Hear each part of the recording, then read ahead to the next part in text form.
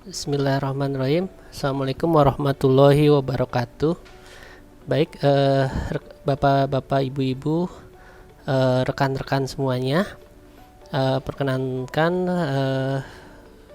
pada hari ini saya menyampaikan sosialisasi peraturan mengenai insentif pajak untuk WP terdampak pandemi COVID-19, yaitu PMK 9 PMK 03 tahun 2021. Agar tidak berpanjang lebar, kita langsung saja ya Bapak Ibu semuanya. Jadi latar belakangnya itu tentunya untuk pemulihan ekonomi agar segera bangkit kembali,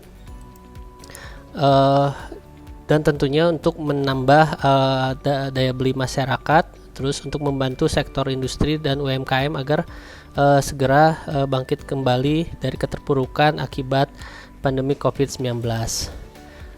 Sebagaimana kita ketahui bahwa PMK 9 ini merupakan pembaharuan atau revisi dari PMK sebelumnya, yaitu dari tahun lalu PMK 23 tahun 21 Maret, tanggal 21 Maret tahun 2020, Perpu 1, revisi lagi PMK 28, Per 08, PMK 44, Undang-Undang Nomor 2, PP 29 hingga PMK 110 yang 14 Agustus kemarin, Bapak Ibu-ibu ya.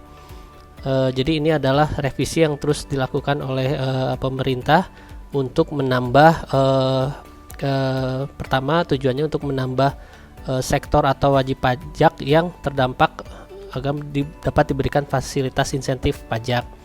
Ditambah lagi biasanya revisinya juga terkait dengan penambahan jangka waktu.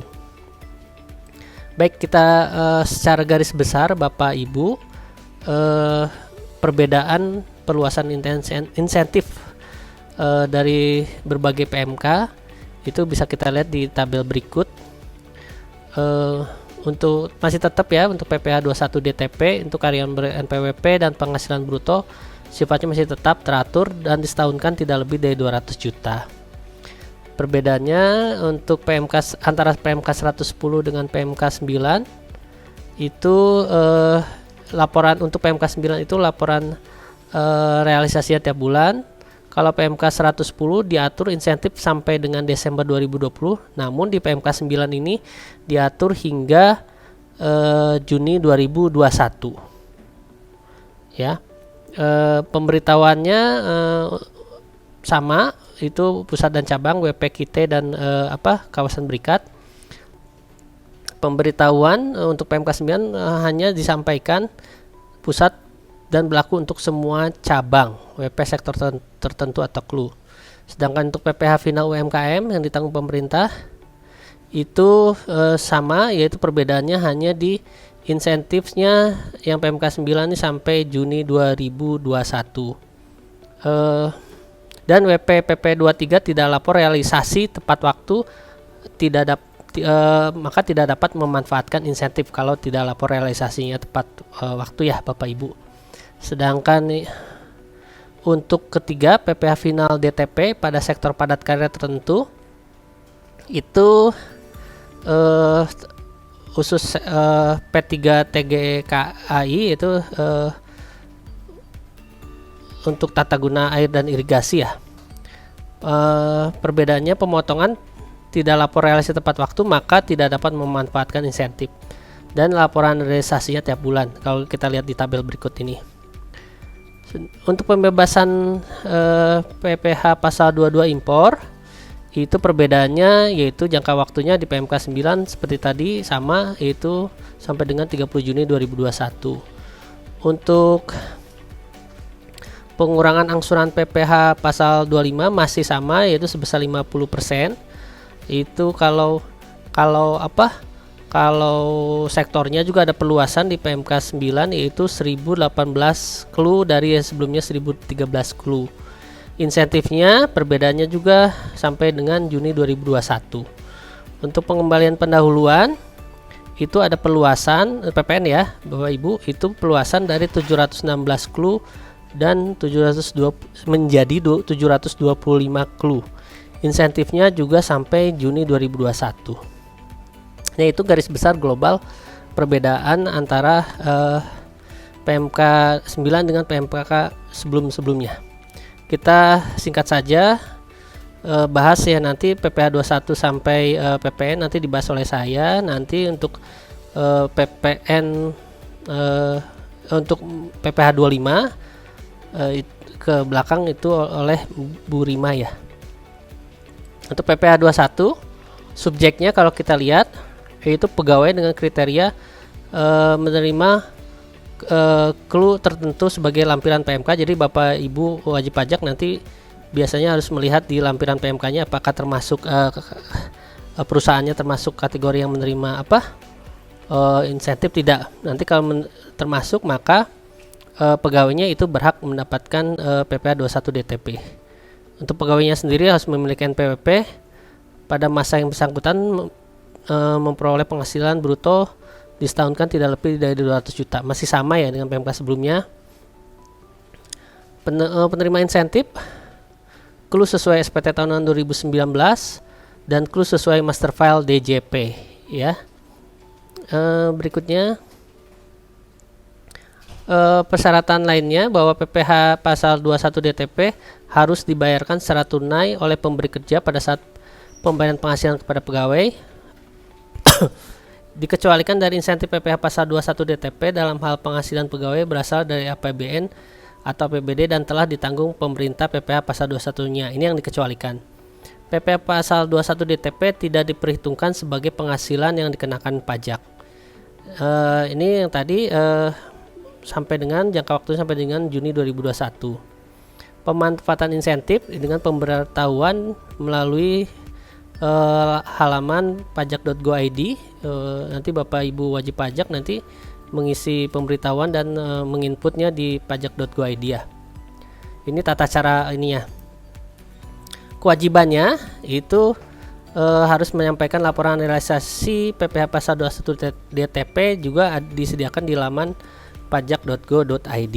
Pemberi kerja membuat SSP atau kode piling yang dibubuhi cap atau tulisan. Pemberi kerja yang memanfaatkan insentif ini berdasarkan kriteria clue menyampaikan laporan untuk masing-masing realisasi pemanfaatan insentif pada pusat dan seluruh cabang. Nah, ini juga nanti laporan realisasinya itu oleh pusat dan seluruh cabang dengan data lengkap dan valid seperti nama dan NPWP pegawai. Laporan disampaikan paling lambat tanggal 20 bulan berikutnya. Penyampaian laporan realisasi oleh pemberi kerja yang melebihi batas waktu yang ditentukan. Nah, ini dia ada catatan tidak dapat memanfaatkan insentif PPH pasal 21. Pemberi kerja dapat menyampaikan pembetulan. Nah, pembetulan atas laporan realisasi PPH pasal 21 paling lambat akhir bulan berikutnya setelah batas waktu pelaporan realisasi. Nah, jenis pajak kedua yang mendapat insentif yaitu PPH final UMKM ditanggung pemerintah berdasarkan PP 23 tahun 2018. Subjeknya, kalau kita lihat subjeknya, penerima insentifnya WP yang memiliki peredaran bruto tertentu yang dikenai PPH final berdasarkan PP 23 tahun 2018 dan menyampaikan laporan realisasi PPH final DTP melalui saluran tertentu pada laman pajak.go.id paling lambat tanggal 20 setelah berakhir masa pajak. Kalau sudah mengajukan ini, maka wajib pajak tidak perlu menyetorkan PPH final yang 0,5%. PPH final ditanggung pemerintah yang UMKM ini itu diberikan untuk masa pajak Januari 2021 sampai dengan masa pajak Juni 2021. Bagi wajib pajak yang belum memiliki surat keterangan, laporan realisasi dapat diperlakukan sebagai permohonan surat keterangan sepanjang memenuhi PMK 99 2018. Oke, untuk transaksi dengan pemotong pemungut, nah biasanya WP kita juga akan transaksi dengan UMKM ya, itu ya Bapak Ibu ya, itu perlu diperhatikan. Untuk transaksi dengan pemotong pemungut, WP menyerahkan fotokopi surat keterangan, maka pemotong pemungut atau WP kita melakukan konfirmasi surat keterangan ke laman pajak.go.id pada menu rumah konfirmasi dokumen. Dalam hal surat keterangan telah terkonfirmasi, pemotong pemungut pajak tidak melakukan pemotongan pemungutan PPH lagi pada saat pembayaran. Atas PPH final ditanggung pemerintah, tersebut, pemotong pemungut harus membuat SSP cetakan kode billing yang dibubuhi tulisan PPh final ditanggung pemerintah. Baik Bapak Ibu, kewajibannya masih sama kayak tadi, bahwa menyampaikan WP-nya, UMKM-nya harus menyampaikan laporan realisasi PPh final ditanggung pemerintah melalui saluran pajak.go.id. Laporan realisasinya yang ditanggung meliputi PPh terutang atas penghasilan diterima WP, SSP kode billing yang tadi ya di cap stempel PPh final ditanggung pemerintah. Laporan realisasinya masih sama, tanggal 20 bulan berikutnya. WP yang tidak menyampaikan laporan realisasi melebihi batas waktu tidak dapat memanfaatkan insentif. WP yang menyampaikan pembetulan, WP dapat menyampaikan pembetulan atas laporan realisasi PPh final DTP paling lambat akhir bulan berikutnya setelah batas waktu pelaporan realisasi. Masih sama ya. Nah, ini untuk pemberian insentif, ini alur untuk e-reporting ya, pelaporan tata cara pelaporannya, laporan realisasi di menu login e-reporting. Ini petunjuknya ya. Nanti pilih jenis pelaporannya apa, isikan kode keamanan, unduh dan mengisi laporan realisasi pada file Excel. Nanti tolong diperhatikan format penamaan filenya. Nanti ada validasi makro secara sistem, terus lakukan upload file laporan realisasi. Oke Bapak Ibu, nah sekarang ke jenis pajak PPh final jasa konstruksi ditanggung pemerintah. Sebelumnya Bapak Ibu nanti nggak usah khawatir ya, silakan ikuti aja sosialisasi ini, materi nanti kita akan kasih linknya ya, semua materi yang diberikan sosialisasi peraturan ini akan kita berikan linknya, jadi Bapak Ibu bisa unduh dan bisa dibaca lagi nanti ya. PPh final jasa konstruksi ditanggung pemerintah ini yang baru ya semenjak PMK 110, itu khusus WP penerima program percepatan peningkatan tata guna air irigasi. Saya juga belum tahu ya Pak, di kita ini ada wajib pajak yang termasuk kategori ini ya, tapi nggak apa-apa ya, nanti Bapak Ibu bisa baca ya. Ini khusus yang P3 TGAI yang ditetapkan oleh PPK dan disahkan oleh Kepala Satuan Kerja Balai Besar Wilayah Sungai. Oke, untuk kita langsung aja ke PPh final pasal 4 ayat 2 ini. Subjeknya yang tadi ya sudah merupakan WP P3 TGAI, memiliki penghasilan usaha dari jasa konstruksi, diberikan masa pajak Januari sampai Juni 2021. Pemotong pajak yang melakukan pembayaran tidak melakukan pemotongan PPh final gitu ya. Lawan transaksinya. Penghasilan atas PPh final ditanggung pemerintah tidak diperhitungkan sebagai penghasilan yang dikenakan pajak. Nah, ini S dan K-nya ya, syarat dan ketentuannya. Kewajibannya. Nah, sekarang tadi kan itu kalau kita bicara di sini subjek, tentunya Bapak Ibu akan berkaitan dengan hak dan kewajibannya ya. Dari kita tadi bahas dari awal PPh 21 sampai sekarang, itu pasti akan berkenaan dengan hak dan kewajibannya. Kalau tadi haknya tuh siapa saja dan bagaimana aturannya. Nah, ini ada kewajibannya. Sama seperti yang dibahas sebelumnya, pemotong pajak dimaksud harus menyampaikan laporan realisasi PPh final ditanggung pemerintah melalui saluran pajak.go.id. Pemotong pajak harus membuat SSP kode billing PPh final jasa konstruksi ditanggung pemerintah. Laporan realisasi tanggal 20 bulan berikutnya. Pemotong pajak yang tidak menyampaikan laporan realisasi tidak dapat memanfaatkan insentif. Pemotong pajak dapat menyampaikan pembetulan laporan realisasi paling lambat akhir bulan berikutnya setelah batas waktu pelaporan.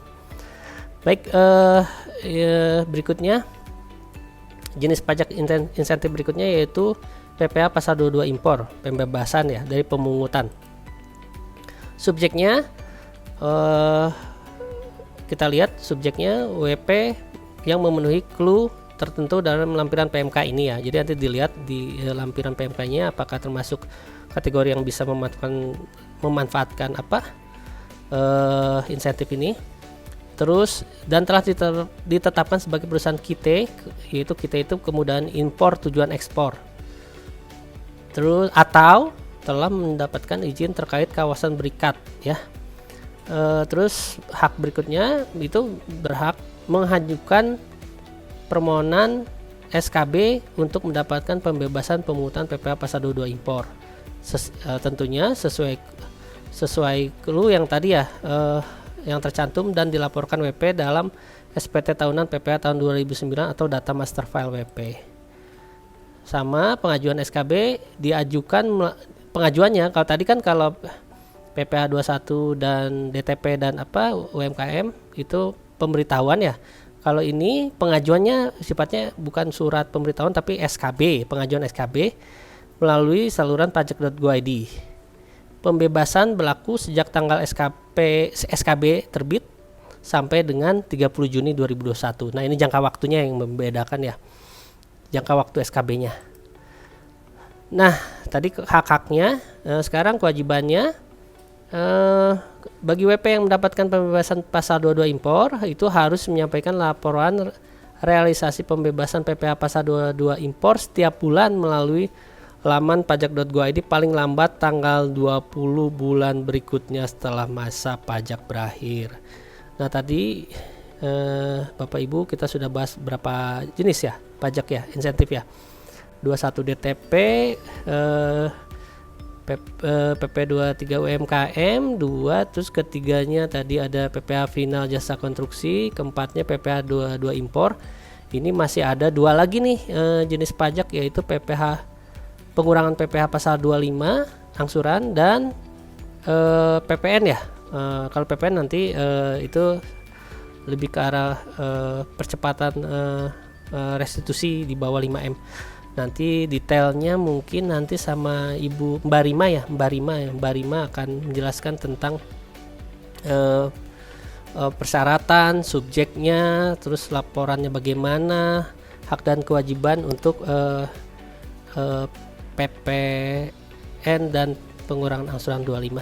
Ya, baik Bapak Ibu, nanti silakan diteruskan oleh Ibu Rima. Ya, silakan Bu Rima.